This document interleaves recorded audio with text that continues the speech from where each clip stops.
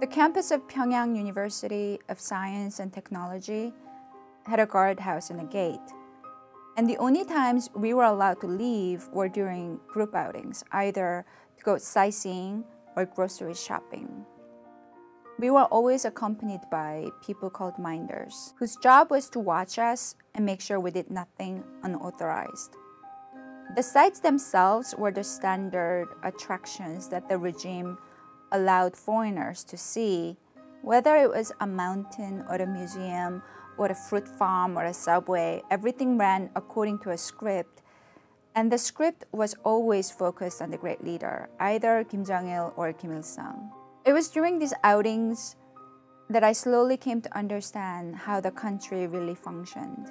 There were hardly any cars on the highways, and we often stopped at checkpoints. Occasionally, though, I would see children sitting directly on the pavement or people walking aimlessly along the side of the highway. Long stretches of barren landscape would be interrupted by clusters of identical-looking houses, always against the backdrop of a huge Great Leader mural and a tower that looked like a miniature version of the Juche Tower in Pyongyang. The checkpoints divided the towns, and there was no means of communication among them.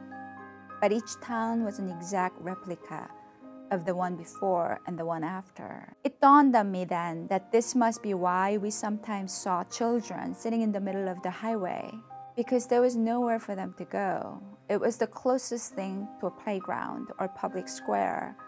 It was also the only place where they saw evidence of the outside world. Even though it looked to me as though they were sitting in the middle of nowhere, I realized that they must sit there to feel connected.